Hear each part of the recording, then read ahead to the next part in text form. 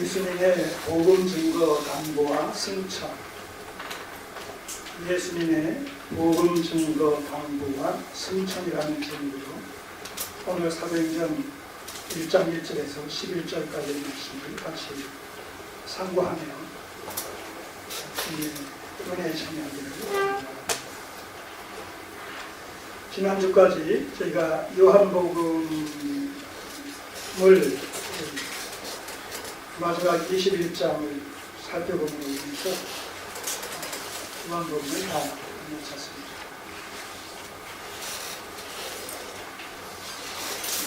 실은 요한복음 하나만을 살펴본 것이지만 사복음서 모두를 총괄해서 살펴봤다고 해도 과언이 아닙니다. 우리가 요한복음을 살펴보면서 요한복음을 사도 요한이 기록하게 된 그 목적이 어디 있다고 말씀드렸습니까? 요한복음 20장 31절의 말씀입니다. 오직 이것을 기록함은 너희로 예수께서 하나님의 아들 그리스도이심을 믿게 하려 하며 또 너희로 믿고 그 이름을 힘입어 생명을 얻게 하려 합니다. 이것이 바로 사도 요한이 요한복음을 기록하게 된 동기요 목적이고, 나아가서는 사실 사복음서의 기록 동기가 어떤 의미에서는 본질상 동일한 맥락 속에서 우리가 정리를 할 수 있겠습니다. 우리가 처음 시작하면서 이 사복음서의 총체적인 주제를 무엇으로 정리를 했었죠? 기억하십니까? 예수님의 인격과 사역이라는 주제를 가지고, 예수님의 인격과 사역. 여러분들이 예수님의 인격과 사역이라는 이런 표현을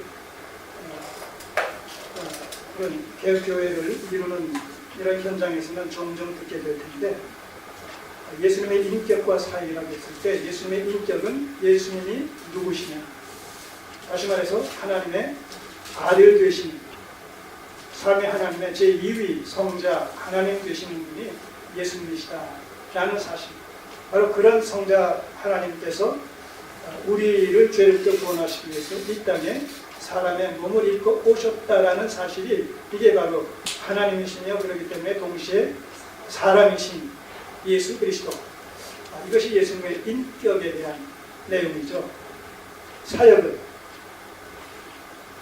바로 그렇게 성육신하신 우리 주님께서 우리를 죄로부터 구속하시기 위해서 대성물이 되신 제 십자가에 달려 죽으시고 또 사흘 만에 부활하심으로 말미암아 하나님의 구속 경륜을 온전히 성취하신 이 십자가의 구속 사역을 일컬어서 예수님의 사역이라고 얘기합니다. 압축해서. 그런 의미에서 사복음서는 바로 예수께서 누구시며 그분께서 무슨 사역을 담당하셨는가, 이 부분을 총체적인 주제로 해서 다루고 있죠.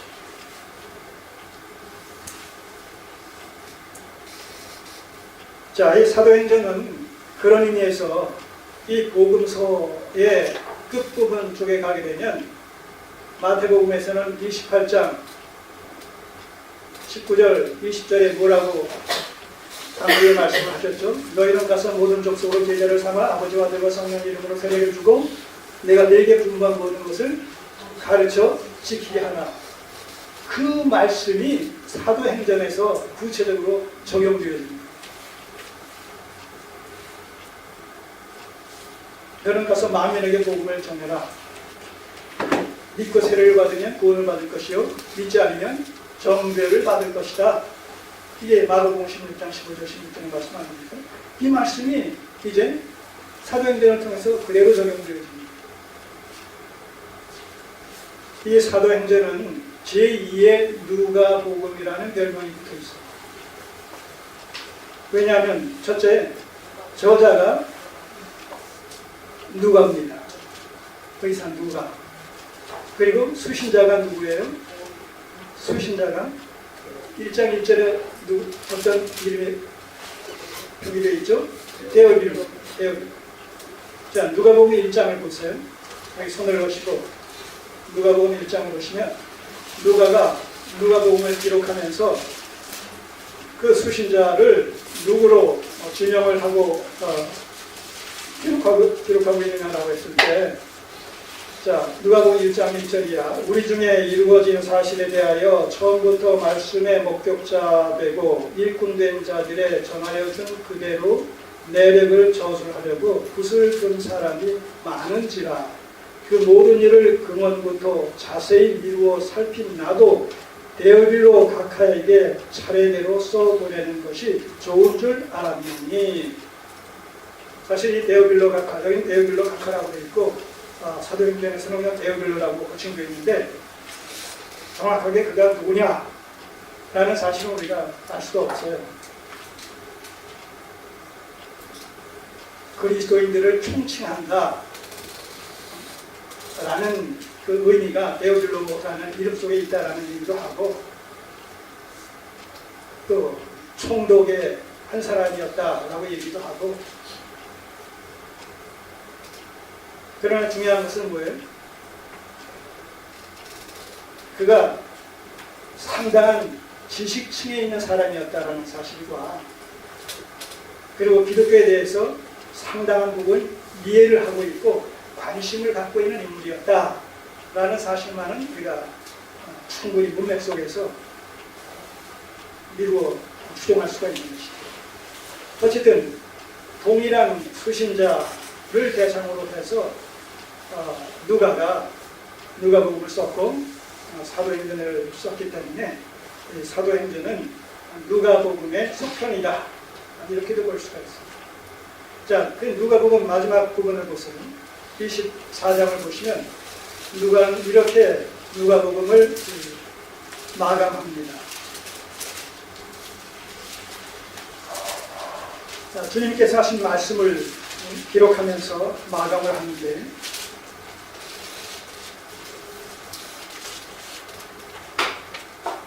44절부터 보세요. 또 이르시되 내가 너희와 함께 있을 때에 너희에게 말한 바 곧 모세의 율법과 선지자의 글과 시편에 나를 가리켜 기록된 모든 것이 이루어져야 하리라 한 말이 이것이라 하시고, 이에 저희 마음을 열어 성경을 깨닫게 하시고, 또 이르시되 이같이 그리스도가 고난을 받고 제3일에 죽은 자 가운데서 살아날 것과 또 그 이름으로 제 죄사함을 얻게 하는 회개가 예루살렘으로부터 시작해서 모든 족속에게 전파될 것이 기록되었으니 너희는 이 모든 일의 증인이라. 볼지어다 내가 내 아버지의 약속하신 것을 너희에게 보내리니, 뭐예요?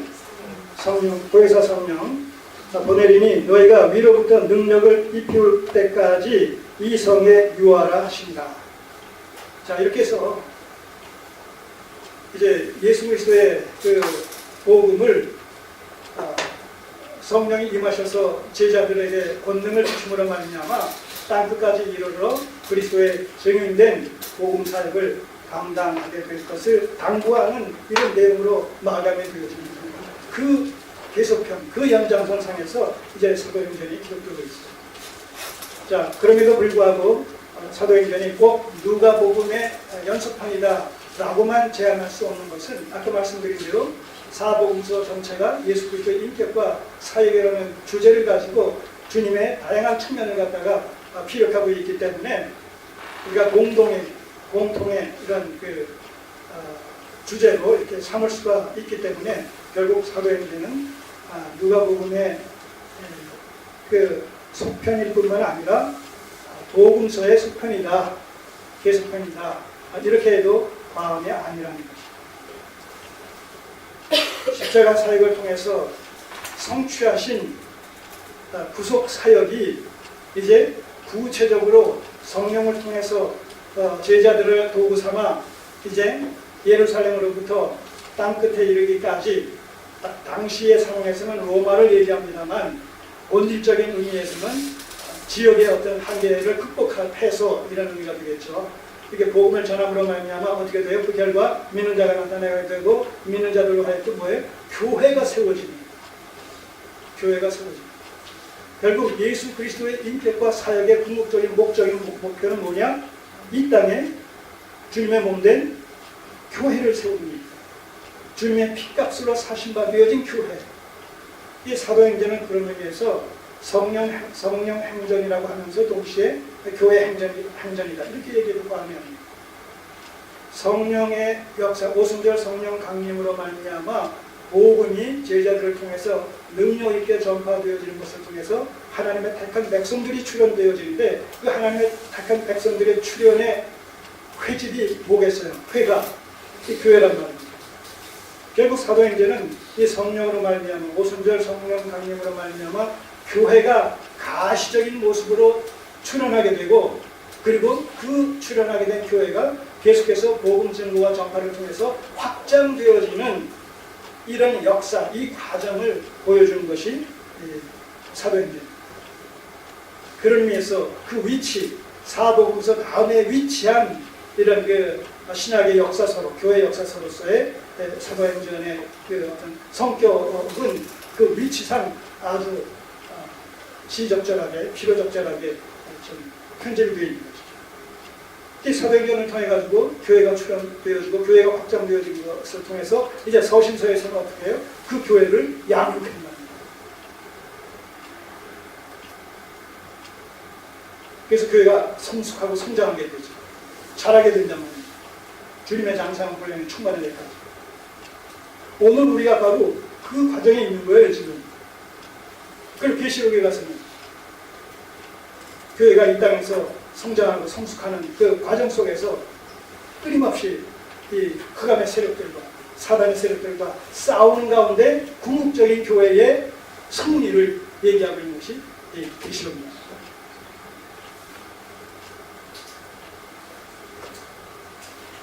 이미 그리스도께서 다 해주셨다라고 말씀하신 그 말씀 안에서 교회의 정말로 중에 승리는 보장됐습니다.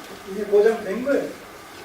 이미 보장된 이런 그 승리를 전제해서 지금 우리가 현실을 살아가고 있는 것이죠. 그렇기 때문에 우리 앞에 어떤 어려움들이 주어진다고 칠지라도 이미 승리한 그 전제 속에서 현실을 살아나가는 것이기 때문에 이 사실을 알게 되면 우리는 현실 앞에 매이거나 사로잡힐 필요가 없는 것입니다. 성령께서 당시 사도들과 함께 하셔서 교회가 확장되어지고 든든히 세워져 나가는 그 역사를 담당하셨던 그 연장선상에서 오늘 21세기 현대교회 속에서도 동일한 맥락 속에서 성령께서 우리와 함께 하시고 우리에게 권능을 주시고 능력을 입혀주시고 우리에게 지혜와 명제와 총명과 계시형을 허락해 주셔서 교회가 든든히 서가는 일에 동일하게 역사하신다. 자, 그 내용, 이런 맥락 속에서 우리가 이제 한 말씀 한 말씀 살펴보도록 하겠습니다.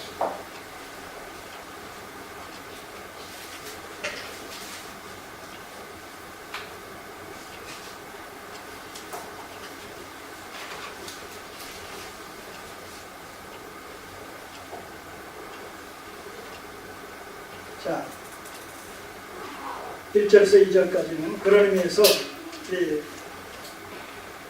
누가복음과의 연계를 통해서 사도행전 서론 부분을 소개하고 있습니다. 서론 부분을 데오빌로요, 내가 먼저 쓴 글에는 누가복음을 얘기하는 거예요. 먼저 쓴 글에는 무릇 예수의 행하시며 가르치시기를 시작하신부터 그의 택하신 사도들에게 성령으로 명하시고 승천하신 날까지의 일을 기록하였노라. 다시 말해서 누가복음에서는